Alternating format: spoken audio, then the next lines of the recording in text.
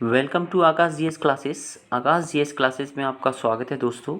आज हम करने वाले हैं यूपी टेट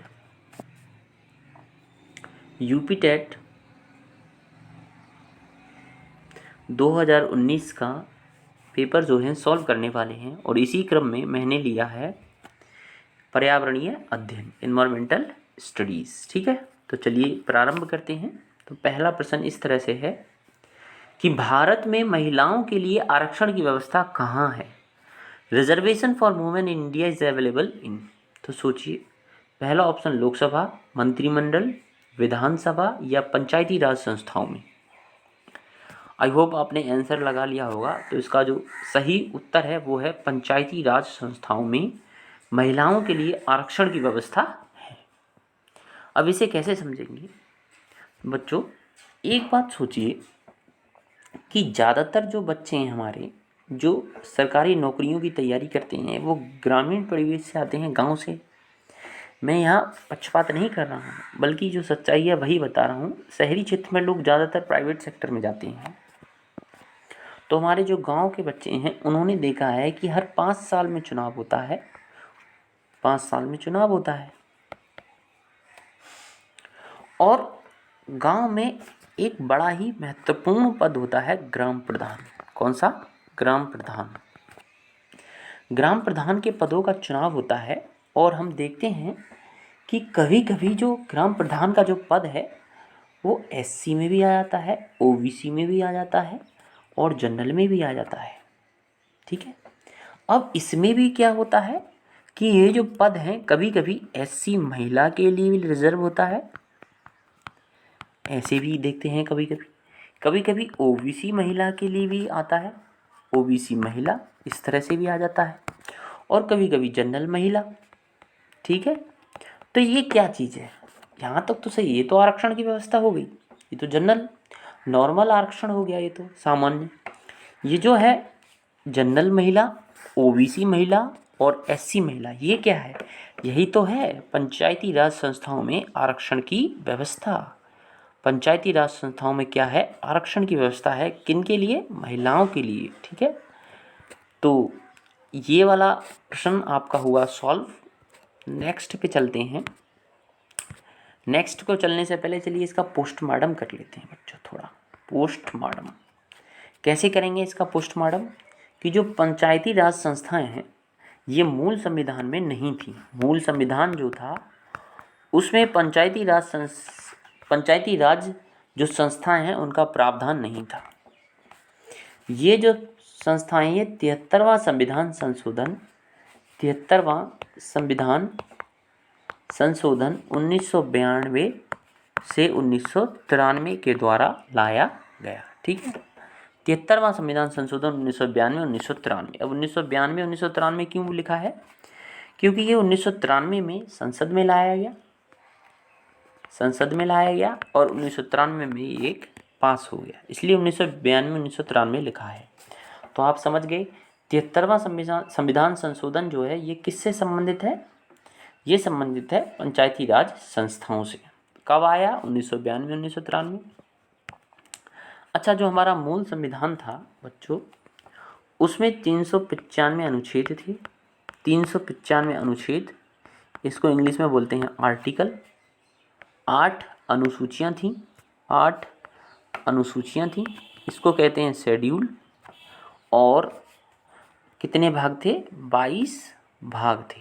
तो भाग का तो पार्ट हो गया। ठीक है, अब समय समय पर संविधान में संशोधन हुए और संशोधन के द्वारा अनुसूचियां भी जोड़ी गईं, इसलिए अभी कुल मिला के 12 अनुसूचियां हैं। फिलहाल 12 अनुसूचियां हैं हमारे संविधान में, यानी 12th शेड्यूल है। और ये जो हमारी पंचायती राज संस्था है इसमें 11वीं अनुसूची जोड़ी गई। 11वीं अनुसूची जोड़ी गई किसके लिए? पंचायती राज संस्थाओं के लिए। ठीक है, ये पूरा क्लियर हुआ। अब आगे थोड़ा इसके बारे में और पढ़ लेते हैं। जो पंचायती राज संस्थाएं जो होती हैं बच्चों, पढ़ो तो ऐसे पढ़ो कि पूरा डीपली, कि पंचायती राज संस्थाओं के माध्यम से क्या होता है? ग्रामीण क्षेत्रों का क्या होता है? स्वशासन होता है कि नहीं? स्वशासन मतलब होता है उनके द्वारा खुद पर शासन। अब किसी व्यक्ति के द्वारा खुद पर शासन करना कहलाता है स्वशासन। कभी कभी पंचायती राज संस्थाओं के भाग पूछ लेते हैं, तो याद रखना पंचायती राज संस्थाओं के कितने भाग हैं? 3 भाग होते हैं। 3 भाग। सबसे पहले ग्राम स्तर पर सोचिए, ग्राम के स्तर पर क्या होती है? ग्राम स्तर पर बच्चों होती है ग्राम पंचायत। ग्राम स्तर पर होती है ग्राम पंचायत। आगे ब्लॉक, ग्राम से बड़ा ब्लॉक होता है कि नहीं होता है? तो ब्लॉक स्तर पर होती है पंचायत समिति। पंचायत समिति। और तीसरा होता है जिला स्तर पर, तो जिला स्तर पर होती है जिला परिषद। जिला परिषद। तो पंचायत के 3 भाग, ग्राम स्तर पर ग्राम पंचायत, ब्लॉक स्तर पर ब्लॉक पंचायत समिति और जिला स्तर पर जिला परिषद। ठीक है, तो इतना आप पंचायत के बारे में जानें। अनुच्छेद 243 है इससे रिलेटेड, जो पंचायत से संबंधित अनुच्छेद है वो कौन सा है? 243। ठीक है, इतना काफ़ी है आपके लिए पंचायत के बारे में जानने के लिए। आगे कुछ बच्चों के दिमाग में आ रहा होगा कि अभी गुरुजी ने ये बताया कि 8 अनुसूचियाँ थी। कितनी अनुसूचियाँ थी? 8 अनुसूचियाँ थी। अब 12 अनुसूचियाँ हो गई हैं, तो ये कौन कौन सी अनुसूचियाँ हैं? तो चलिए इनका और पढ़ते हैं। जो 9वीं अनुसूची है, 9वीं अनुसूची जो है उसके बारे में देखते हैं। तो इसके लिए एक टेबल सी बना लेते हैं, उसमें अच्छा लगेगा। ये इस तरह से एक टेबल बनाते हैं, इसमें ये इस तरह से ये जितने आते जाएंगे उतने हम जोड़ते जाएंगे। एक और कर लो। 9वीं अनुसूची, पहले 8 तो थी 9वीं अनुसूची। ठीक है, यहाँ से लाइन खींच लो। अब 9वीं अनुसूची हमने लिख ली। अब किस वर्ष? 1951 में पहला संविधान संशोधन हुआ था। ठीक है, उसके द्वारा 9वीं अनुसूची जोड़ी गई संविधान में, और वो थी भूमि सुधार से। किससे? भूमि सुधार से, लैंड रिफॉर्म्स। ठीक है, लैंड रिफॉर्म्स, भूमि सुधार से। और भूमि सुधार का जनक किसे कहा जाता है? आचार्य विनोबा भावे को। ये भी एक प्रश्न है। अब 9वीं अनुसूची हो गई, अगले चलते हैं 10वीं अनुसूची क्या है। 10वीं अनुसूची 52वां संविधान संशोधन। थोड़ी यहाँ डेट लिख देता हूँ, 1985। कब जोड़ी गई? 1985, 1985। यहाँ एक कॉलम कम बन गया है बच्चों, यहाँ बना लेना। ये प्रथम संविधान संशोधन है, और ये जो संविधान संशोधन है ये 52वां संविधान संशोधन है, 1985 में लाया गया। और ये था आपका दल बदल। तो 10वीं अनुसूची याद रखना, दल बदल बहुत इंपॉर्टेंट है। दल बदल से किससे रिलेटेड है? दल बदल से रिलेटेड है। जैसे जब चुनाव होते थे पहले, तो जब ये संविधान, ये मूल संविधान में तो ये था नहीं दल बदल वाला प्रावधान, तो बहुत सारे छोटे छोटे दल के जो उम्मीदवार थे, जो कैंडिडेट थे, वो जीत जाते थे, और बाद में वो क्या कर लेते थे कि दूसरी पार्टियों में शामिल हो जाते थे। इससे जो चुनाव की विश्वसनीयता खत्म होती है। तो चुनाव, इसलिए संविधान संशोधन करके एक दल बदल का प्रावधान किया गया कि आप जिस पार्टी से जीते हैं आपको उसी पार्टी में जाना पड़ेगा, अदरवाइज अन्यथा आपकी जो सदस्यता है वो निरस्त कर दी जाएगी। आप समझ गए होंगे। ठीक है, अब चलते हैं 11वीं अनुसूची जो मैंने अभी पढ़ाई है, ये 1992 से लेकर 1993। ठीक है, कौन सा वर्ष? 1992 से लेकर 1993, ये वर्ष था इसका। और संविधान संशोधन तो ये आपको पता है, अभी पढ़ा है, 73वां संविधान संशोधन। ये क्या है? पंचायती व्यवस्था से है। किससे? पंचायती व्यवस्था से। अभी बताया है कि यानी पंचायती व्यवस्था से संबंधित है। अब इसमें एक महत्वपूर्ण प्रश्न ये आता है कि पंचायती व्यवस्था में कितने कार्य क्षेत्र हैं? यूपीएससी का क्वेश्चन है, ये नॉर्मल है। 29 कार्य क्षेत्र हैं पंचायती व्यवस्था में। ठीक है, आगे आपका 12वीं अनुसूची जोड़ी गई, वही संविधान, डेट था 1992-93। संविधान संशोधन कौन सा था? 73 तो हो गया, अब कौन सा करेंगे? 74वां संविधान संशोधन। और ये है आपका नगर प्रशासन। क्या है? नगर प्रशासन। नगर प्रशासन, नगर पंचायत जो नगर में होती हैं। ठीक है, नगर पंचायत, और इसमें 18 कार्य क्षेत्र जोड़े गए। तो मैंने आपको अनुसूची भी बता दी कि पहले प्रारंभ में 8 अनुसूचियाँ थीं और अब 12 अनुसूचियाँ हैं, और वो जो 4 अनुसूचियाँ हैं वो इस तरह से हैं। 9वीं अनुसूची कौन सी है? 1951 पहला संविधान संशोधन भूमि सुधार लैंड रिफॉर्म से संबंधित है। 52वां संविधान संशोधन आपका हुआ था और इसके द्वारा 10वीं अनुसूची जोड़ी गई और ये 1985 में हुआ, दल बदल से संबंधित है। 73वां संविधान संशोधन के द्वारा 11वीं अनुसूची जोड़ी गई 1992-1993, पंचायती व्यवस्था से संबंधित है, इसमें 19 कार्य क्षेत्र हैं। 74वां संविधान संशोधन के द्वारा 12वीं अनुसूची जोड़ी गई 1992-1993, नगर प्रशासन से संबंधित है और नगर प्रशासन में 18 कार्य क्षेत्र आते हैं। ठीक है बच्चों, ये आपको समझ में आया होगा। चलिए आगे इन ऑप्शंस का पोस्टमार्टम करते हैं। पहले ऑप्शन का पोस्टमार्टम हमने अच्छी तरह से कर लिया। आगे है बच्चों लोकसभा। लोकसभा के बारे में आप क्या समझते हैं? लोकसभा किसका अंग होता है?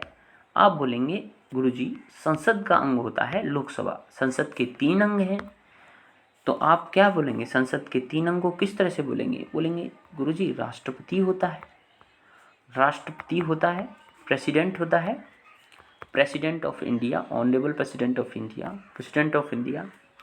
अगला होता है राज्यसभा, राज्यसभा और फिर होती है लोकसभा। ये संसद के भाग हैं, 3 भाग हैं, इनसे मिलकर संसद बनती है। ठीक है, राज्यसभा और लोकसभा।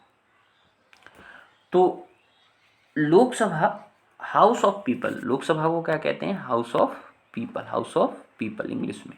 ठीक है, तो लोकसभा जो होती है दोस्तों, लोकसभा के बारे में है ना, संसद के बारे में मैं बता रहा था कि संसद के 3 पार्ट होते हैं, राष्ट्रपति, राज्यसभा और लोकसभा। तो लोकसभा किसका भाग होती है? संसद का भाग होती है। तो लोकसभा के बारे में ही हम पढ़ रहे हैं। फिलहाल करंट में क्वेश्चन आ सकता है कि जो अभी जो लोकसभा चल रही है वो कौन सी लोकसभा है? 17वीं लोकसभा है। कौन सी लोकसभा है बच्चों? 17वीं लोकसभा है, याद रखना। फिलहाल जो लोकसभा चल रही है, हाउस ऑफ द पीपल जो चल रही है, 17वीं लोकसभा है और ये 19 जून 2019 को जो चुनाव हुए थे उनमें ये बहुमत मिला था, 19 जून 2019। ठीक है, और लोकसभा के बारे में अगर हम पढ़ ही रहे हैं तो अभी लोकसभा में स्पीकर कौन है बताइए? ये क्वेश्चन आता है कि नहीं आता? लोकसभा स्पीकर कौन है? फिलहाल जो लोकसभा में स्पीकर हैं वो हैं ओम बिरला। कौन है? ओम बिरला। याद रखना इस क्वेश्चन को। ओम बिरला क्या है? लोकसभा स्पीकर हैं अभी फिलहाल। ठीक है, और नरेंद्र मोदी जी क्या हैं? क्या हैं? Leader of the house. Leader of the house मतलब लोकसभा के जो लीडर हैं वो नरेंद्र मोदी जी हैं। अब एक और होता है जो विपक्ष का जो नेता होता है, विपक्ष का जो नेता है, क्योंकि विपक्ष में कोई भी ऐसा दल नहीं लाया, कोई भी जो दल है वो विपक्ष के नेता बनने लायक सीट नहीं लाया, इसलिए वो सीट कैसी है आपकी? खाली है, वैकेंट है। ठीक है, यानी लोकसभा में कोई विपक्ष का नेता नहीं है, राज्यसभा में तो है, लोकसभा में नहीं है। ठीक है, यानी नंबर ऑफ एमपीस यानी जो लोकसभा सदस्य थे वो कम पड़ गए, जो विपक्षी पार्टियां थीं उनकी। टोटल सीट्स जो हैं लोकसभा में, क्योंकि हम लोकसभा के बारे में पोस्टमार्टम कर रहे हैं, फिलहाल जो है 543 हैं। ठीक है,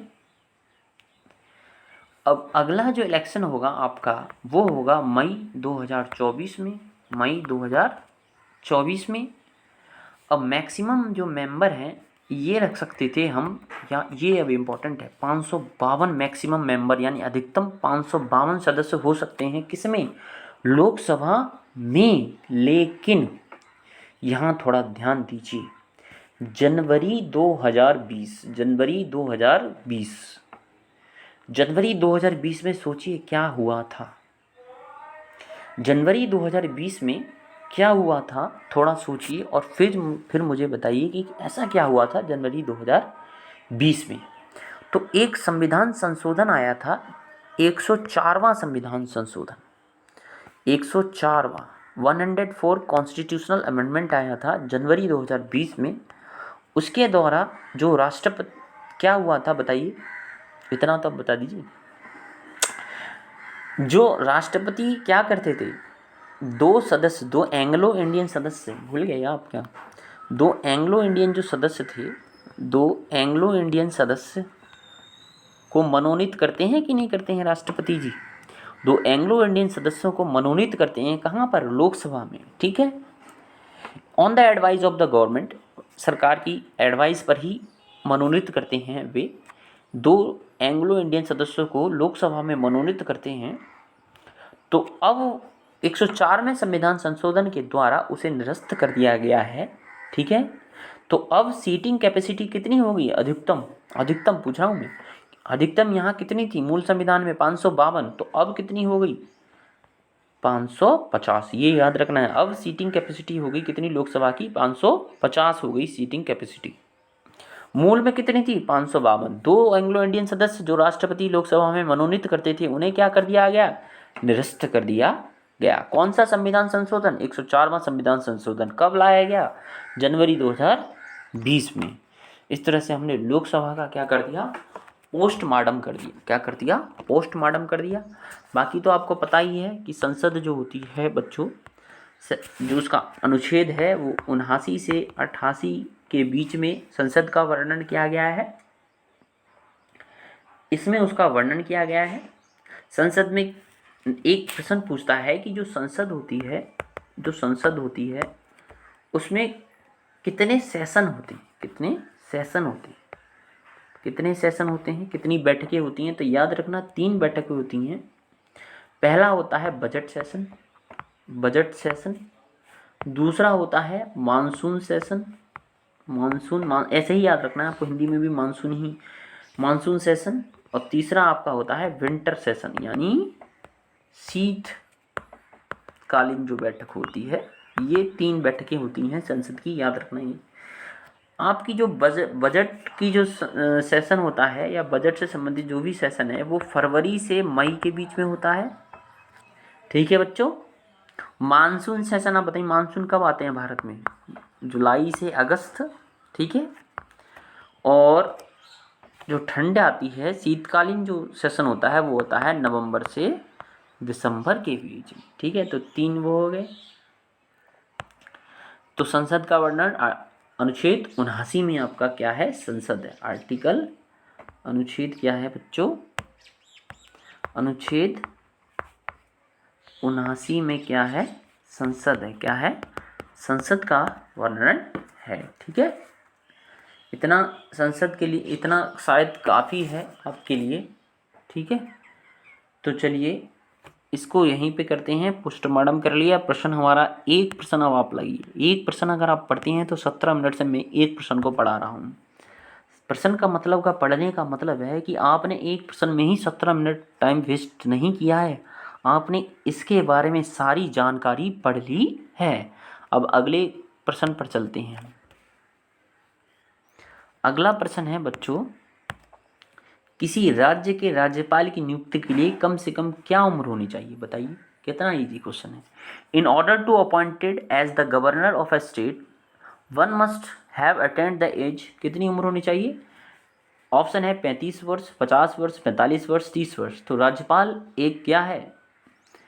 राज्यपाल के लिए उम्र कितनी होनी चाहिए? 35 वर्ष होनी चाहिए। कितनी होनी चाहिए? 35 वर्ष। किसी भी राज्य का अगर आपको राज्यपाल बनना है तो उसके लिए 35 वर्ष उम्र होनी आवश्यक है। और लोकसभा सदस्य के लिए आप कमेंट करके बताइए कि अगर कोई व्यक्ति है वो लोकसभा सदस्य बनना चाहता है ना, मेंबर ऑफ द पार्लियामेंट उसका, ठीक है, एमपी बनना चाहता है, तो उसके लिए क्या उम्र होनी चाहिए? उसकी जो एज का क्राइटेरिया है, उम्र की जो सीमा है वो क्या होनी चाहिए? इस तरह के प्रश्न आ जाते हैं कभी कभी। अगला प्रश्न करते हैं बच्चों, प्रश्न नंबर 123 या प्रश्न नंबर 3 भी कह सकते हैं हम इसको। कूट का है, सूची 1 का सूची 2 से मिलान कीजिए। पहला है भारतीय संघ, अगला है राज्य, अगला है नगर निगम, तीसरा है ग्राम पंचायत। भारतीय संघ को अगर मैं देखूं तो क्या प्रधानमंत्री, सरपंच, राज्यपाल, मेयर, बताइए भारतीय संघ का हेड कौन होता है? प्रधानमंत्री होता है। राज्य का हेड कौन होता है? राज्यपाल होता है। नगर निगम में कौन होता है? मेयर होता है। और ग्राम पंचायत में कौन होता है? अभी पढ़ाया है, सरपंच होता है। ठीक है, बाकी जो मैंने, तो इसका राइट आंसर होगा पहले का ए, बी का सी। देखो बी का सी है कि नहीं, बिल्कुल ठीक। तो दूसरा इसका राइट आंसर होगा, सही उत्तर होगा। ठीक है, बाकी इनके बारे में तो मैंने पढ़ा ही दिया है आपको। ठीक है, नगर निगम, ग्राम पंचायत अभी पढ़ाया है मैंने। ठीक है, राज्यपाल, सरपंच, चलिए अगले प्रश्न को देख लें बच्चों। अगला प्रश्न क्या बोल रहा है, हाँ ये प्रश्न है, कह रहा है अनुच्छेद 356 का प्रथम प्रयोग कब हुआ था, बताइए। अनुच्छेद व्हेन एंड वेयर पूछ रहा है। Article 356 was used first time. सोचिए थोड़ा, आपके लिए टाइम देता हूँ मैं, 2 मिनट का आपके पास टाइम है सोचने के लिए कि अनुच्छेद 356 का प्रयोग सबसे पहले कहाँ हुआ था। अनुच्छेद 356 का प्रयोग सबसे पहले कहाँ हुआ था? तो पहला ऑप्शन है बिहार 1958, अगला है जम्मू और कश्मीर 1956, और तीसरा है केरल 1959, और चौथा है मध्य प्रदेश 1957। तो इस तरह के प्रश्न को हल करने के लिए आपको क्या करना पड़ेगा, आपको ये देखना पड़ेगा कि पीछे की हिस्ट्री देखनी पड़ेगी। वैसे इसका इस ऑप्शन के हिसाब से इसका जो सही उत्तर है वो है केरल 1900। मैं बता दूं इन ऑप्शन के हिसाब से इसका सही उत्तर है केरल 1959। वैसे ये जो विवाद हुआ था अनुच्छेद 356 का जो प्रयोग हुआ था, पंजाब, जहाँ तक मेरी नॉलेज है, पंजाब और पटियाला राज्य के बीच में शायद 1953 में ये विवाद हुआ था, और मे भी 1953 या 1954 की ये घटना हो सकती है, आप लोग देख लेना, ठीक है, गूगल करके एक बार और इसको कंफर्म कर लो। पंजाब और पटियाला के बीच का विवाद है 1953, क्योंकि ऑप्शन में नहीं है। इसके बाद ये केरल का ऑप्शन आज मुझे मैच कर रहा है, केरल 1900, इसके बाद केरल वाला घटना हुई थी जो 1959 में हुई थी। तो अनुच्छेद 356 का प्रयोग कब और कहाँ हुआ? केरल में। कब हुआ? 1959 1959 में सर्वप्रथम अनुच्छेद 356 का प्रयोग हुआ था। ठीक है, अगला प्रश्न करते हैं बच्चों। नेक्स्ट जो आपका प्रश्न है, नेक्स्ट पेज पे जाना पड़ेगा मुझे, नेक्स्ट पेज है ये, ठीक है। अगला है नगर निगम द्वारा कौन सा कर लगाया जा सकता है? तो नगर निगम द्वारा कौन सा कर लगता है? मनोरंजन कर, चुंगी कर, गृह कर या उपरोक्त सभी। तो नगर निगम, आप लोग अगर नगर पंचायत में रहते हैं तो आप हाउस टैक्स देते हैं। क्या देते हैं? House tax. तो नगर निगम लेती है हाउस टैक्स। कौन सा? गृह कर। ठीक है, तो नगर निगम द्वारा गृह कर लगाया जाता है। कर दो तरह से होते हैं, टैक्स जो होते हैं दो तरह से होते हैं, जो कर जो होते हैं वो दो प्रकार के होते हैं। एक होते हैं प्रत्यक्ष कर, एक होते हैं, दूसरा है अप्रत्यक्ष कर,